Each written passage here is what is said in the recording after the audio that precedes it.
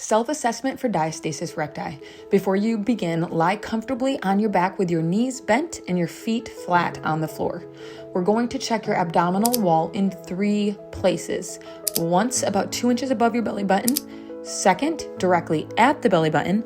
And then third, about another 2 inches below your belly button.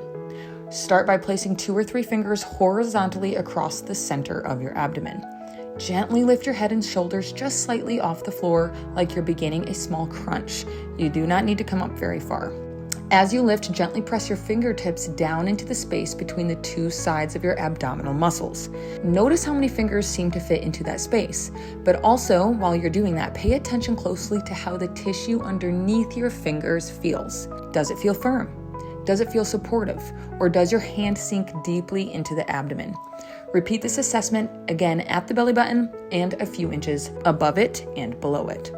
Remember, diastasis recti is not only about the width of the gap. The tension and function of the connective tissue through the center of your abdomen matters too. Your goal is not necessarily to create a perfectly closed gap.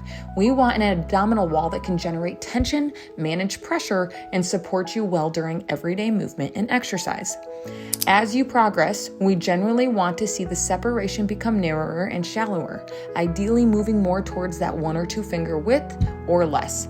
We also want to focus on good tension regaining through the midline.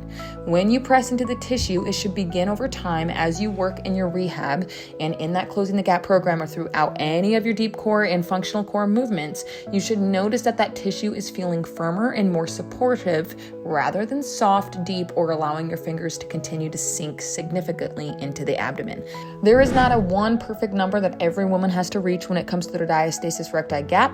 A small amount of separation can be completely normal and functional. Our bigger overall goal is to regain strong tension throughout that linea alba again and to improve pressure management, reduce excessive doming or coning, and create a core that feels strong and supportive during everyday life and exercise in the gym. Use this assessment as your starting point and then repeat it throughout your rehabilitation so you can track improvements in width, depth, tension, and overall core function. If this video was helpful, I would love it if you liked, subscribed, and turned on that notification bell. And if you want deeper support, workouts, and education, you can find everything linked in the caption below or the link to the app in my bio. Thank you for being here, and remember, you matter and you are worth being well, mind, body, and soul.